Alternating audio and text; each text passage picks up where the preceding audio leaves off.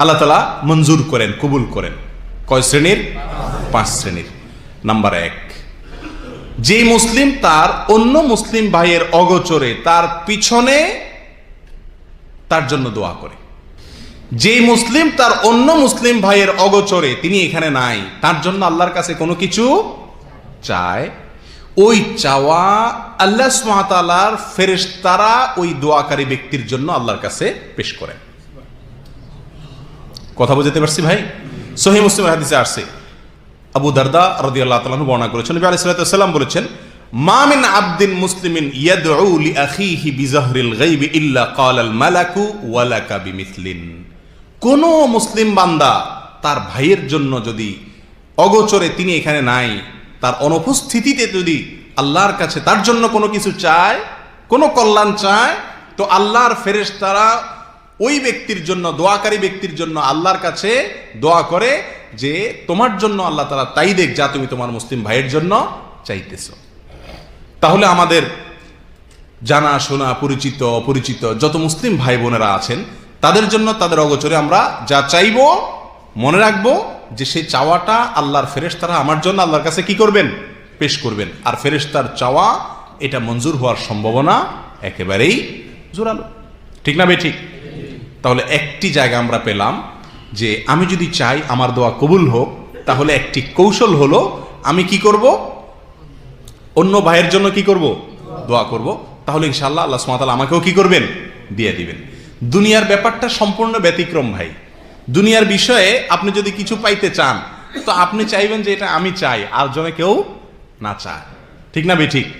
কারণ আরেকজন চাইলে তারেও যদি দেয় দাতায়, তাহলে আমারটা তো মিসও হইতে পারে। আল্লাহ সুবহানাহু ওয়া তাআলার সিস্টেম সম্পূর্ণ উল্টো। আপনি যদি অন্যের জন্য চান, আল্লাহ সুবহানাহু ওয়া তাআলা আপনার জন্য কি করবেন? ইনশাআল্লাহ মঞ্জুর করবেন। মনে থাকবে তো ইনশাআল্লাহ? 1 নম্বর জায়গা পেয়ে গেলাম। নাম্বার 2, মাজলুম ব্যক্তির দোয়া, অত্যাচারিত ব্যক্তির দোয়া। যে ব্যক্তি কোনোভাবে অত্যাচারিত হয়েছে, জুলুমের শিকার হয়েছে, কেউ তার প্রতি জুলুম করছে, সেটা কথা দিয়া হোক, কাজ দিয়া হোক, হাত দিয়া হোক, অথবা অর্থকরীর দিক থেকে হোক, যেই কোনোভাবে কারোর প্রতি যদি জুলুম করা হয়, যে ব্যক্তি মাজলুম, অত্যাচারিত, এই ব্যক্তির দোয়া কি হয়ে যায়? কবুল হয়ে যায়। সে ব্যক্তি তো নেক দোয়া করে না। মাজলুম ব্যক্তি সাধারণত কি দোয়া করে? বদদোয়া করে মনের কষ্টে। এই মাজলুম ব্যক্তির বদদোয়া বড় ডেঞ্জার, বড় জঘন্য বিষয়। প্রিয় ভাই, আমার আপনার দ্বারা যদি কোনো কারোর প্রতি কখনো অবিচার হয়ে যায়, সেটা আমার মুখ দিয়া হোক, আমার হাত দিয়া হোক, অন্য কোনো অঙ্গ প্রত্যঙ্গ দিয়ে হোক, যে কোনো উপায়ে হোক, সঙ্গে সঙ্গে ওই ব্যক্তির কাছ থেকে ক্ষমা চেয়ে এটাকে সম্পূর্ণভাবে ভ্যানিশ করে দেওয়ার চেষ্টা আমাদের মধ্যে থাকতে হবে। কারণ মাজলুম ব্যক্তির দোয়া এত জঘন্য যে এই ব্যক্তির দোয়া আল্লাহ সুবহানাহু ওয়া তাআলা সাধারণত কি দেন না? ফিরায়া দেন না। তার মনে যে বদদোয়া তৈরি হয় জালেমের বিরুদ্ধে, এই দোয়া কি হয়ে যায়? কবুল হয়ে যায়। এই জন্য ভাই, যত জালেম পৃথিবীর ইতিহাসে আসছে, বড় হোক ছোট হোক, কোন জালেমকে আল্লাহ সুবহানাহু ওয়া তাআলা শাস্তি না দিয়ে রাখেন নাই। আখিরাতের শাস্তি না, ওইটা তো আছেই। দুনিয়াতে নগদ শাস্তি প্রত্যেক জালেম ভোগ করে, সেটা হয়তো 2 দিন আগে অথবা 2 দিন পরে। কোন জালেমের রক্ষা হয় না। আল্লাহ সুবহানাহু ওয়া তাআলার কাছে কোন জালেমের কি নাই? রক্ষা নাই। আল্লাহ তাআলা আমাদেরকে জুলুম থেকে বেঁচে থাকার তৌফিক দান করেন।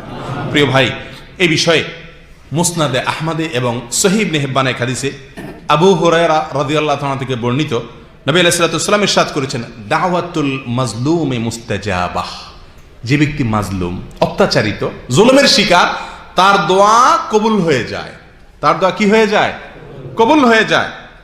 এখন আপনি বলতে পারেন, সে যদি নিজে 2 নম্বর মানুষ হয়, বেনামাজি হয়, খারাপ মানুষ হয়, এমনকি অমুসলিম হয়, তাহলে তার প্রতি জুলুম করলেও কি আল্লাহ সে দোয়াও কি শুনবেন কিনা? তার বদদোয়াও শুনবেন কিনা?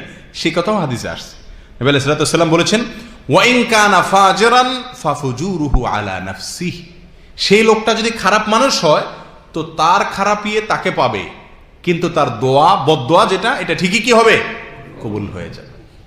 কত বড় জঘন্য কথা প্রিয় ভাই। তাহলে অমুসলিমও যদি হয়, খারাপ মানুষও যদি হয়, জুলুম যদি করেন, তো মনে রাখবেন, ওই ব্যক্তির মনের যদি কষ্ট থেকে আপনার প্রতি কোনো বদদোয়া আসে, আর কি নাই? রক্ষা নাই। আল্লাহ তাআলা আমাদেরকে জুলুমের অপরাধ থেকে, জুলুমের অন্যায় থেকে, জুলুমের গুনাহ থেকে আল্লাহ তাআলা আমাদেরকে হেফাজত করুন। প্রিয় ভাই, 3 নম্বর ব্যক্তি হলেন বাবা। কে? বাবা। বাবার দোয়া কবুল হয় সন্তানের জন্য। বাবার দোয়া কবুল হয় কার জন্য? সন্তানের জন্য। সেটা পক্ষের দোয়া হোক অথবা বিপক্ষের দোয়া হোক, নেক দোয়া হোক অথবা বদদোয়া হোক, বাবা যদি সন্তানের জন্য দোয়া করে সে দোয়া কি হয়ে যায়? কবুল হয়ে যায়। এ বিষয়ে ইবনে মাজাহ বর্ণিত এক হাদিসে নবী আলাইহিস সালাতু ওয়াস সালাম বলেছেন, সালাসু দাওয়াতিন ইউস্তাজাবু লাহুন্না লা শাক্কা ফিহিন। 3টা দোয়া কবুল হয়ে যায়, কোনো সন্দেহ নাই, সন্দেহাতীত ভাবে কবুল হয়ে যায়। তার ভেতরে একটি দোয়া হলো ওয়াদাওয়াতুল ওয়ালিদি লিওয়ালাদিহি। বাবা যদি তার সন্তানের জন্য কি করে? আল্লাহর কাছে দোয়া করে, তো সে দোয়া কি হয়ে যায়? কবুল হয়ে যায়। অন্য বর্ণনায় আসছে দাওয়াতুল ওয়ালিদি আলা ওয়ালাদি, অর্থাৎ বাবা যদি সন্তানের বিরুদ্ধে বদদোয়া করে সেটাও কি হয়ে যায়? কবুল হয়ে যায়। তাহলে ভাই, বাবা মা তাদের প্রতি খুব বেশি যত্নশীল থাকতে হবে, যাতে কখনো যেন তাদের কাছ থেকে কি না আসে? বদদোয়া না আসে। সবসময় যেন তাদের কি পাই? আমরা নেক দোয়া পাই। এই আপ্রাণ চেষ্টা সবসময় থাকতে হবে। আল্লাহর পক্ষ থেকে বড় কঠিন পরীক্ষা মা বাবা। উল্টাপাল্টা করবেন ওনারা, কিন্তু ব্যবহার খারাপ করা যাবে না। জুলুম করবেন ওনারা, কিন্তু ব্যবহার খারাপ করা যাবে না। কঠিন একটা জায়গা, কিছু বলতেও পারবেন না, শুধু সইতে হবে। শুধু কি করতে হবে? সইতে হবে। বাবা মা যদি নিজেরা অন্যায় করেন, তার বিচার আল্লাহ অবশ্যই করবেন, সেটা ভিন্ন কথা, কিন্তু আপনি করতে পারবেন না, বিচার করতে পারবেন না, এবং কিছু বলতে পারবেন না। বড় জটিল একটি জায়গা। যাই হোক, তো বাবার দোয়া সন্তানের জন্য এটা কি হয়ে যায়? কবুল হয়ে যায়। নাম্বার 4, নেক সন্তানের দোয়া তার বাবা মায়ের জন্য। বাবা মার মৃত্যুর পরে যদি নেক সন্তান থাকে, ভালো আমলকারী সন্তান থাকে, এমন সন্তান থাকে যে সন্তান নামাজি, কালামি, দিনদার, তো তার দোয়াও ওই বাবা মার জন্য আল্লাহ কি করেন? কবুল করেন। আমরা সবাই একটি বিখ্যাত হাদিস জানি, তিরমিজি এবং ইবনে খুজাইমা আর অন্যান্য হাদিসের কিতাবে আসছে, নবী আলাইহিস সালাতু ওয়াস সালাম বলেছেন, ইযা মাতাল ইনসান ইনকাতা আনহু আমালুহু আও ইনকাতা আমালুহু। যখন মানুষ মারা যায়, তার সমস্ত আমলের দরজা কি হয়ে যায়? বন্ধ হয়ে যায়। কিন্তু 3টা দরজা কি থাকে? খোলা থাকে। তার ভিতরে একটা হলো ওয়ালাদুন সালেহ ইয়াদউ লাহ। নেক সন্তান যদি সে রেখে যায়, আর সে সন্তান যদি তার মা বাবার জন্য কি করে? দোয়া করে, তো এই দোয়া তার উপকারে আসে। বোঝা গেল, এই দোয়া কি হয়? আল্লাহর কাছে কবুল হয়। তাহলে যদি দুনিয়াতে নেক সন্তান রেখে যেতে পারি, তাহলে সেই দোয়া আমাদের জন্য কি হবে? ইনশাআল্লাহ কবুল হবে। আর আমরা যদি নিজেরা নেক থাকার চেষ্টা করি, আর বাবা মা দুনিয়া থেকে যে থাকেন তাদের জন্য দোয়া করলে সেটাও কি হবে? ইনশাআল্লাহ কবুল হবে। নাম্বার 5, আল্লাহর কিছু বান্দা আছেন যারা নেকামল করতে করতে করতে করতে এমন একটা পর্যায়ে চলে গেছেন যে তাদের দ্বারা বদামল সচরাচর সহসা হয় না, ভুলে বিচ্যুতিতে হয়ে যায়। এরকম যদি ভালো কাজ ছাড়া মন্দ কাজ তিনি করেন না, সঠিক ছাড়া বেঠিকের পথে পা দেন না, এরকম যদি কোনো আল্লাহর বান্দা চলতে চলতে চলতে চলতে এই পর্যায়ে চলে যেতে পারেন, তাহলে ওই ব্যক্তি যা চান আল্লাহ তা দেন। যা চান আল্লাহ তা দেন।